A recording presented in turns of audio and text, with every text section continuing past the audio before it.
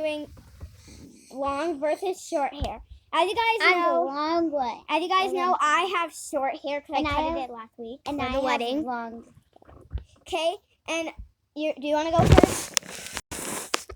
You can go. Okay, so I like my hair because it's short and it suits me really well. It's up to my shoulders. It grew these past couple weeks, and I think that's all. Your turn. Wait, go on my side.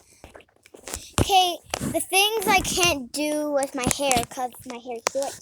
No, you have to say something that you can do with short hair that you like. I could braid it like with my finger just in one try, see, and then I could do.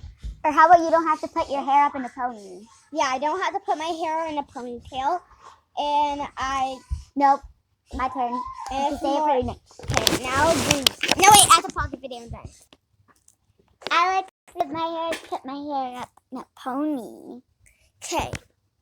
Wait. Sometimes I do. Okay, Tally. Comment down below whose hair you like better, mine or Sophia. And would you rather have long hair or short hair? Yeah. Because I think short hair suits me well. I like long hair. Yeah.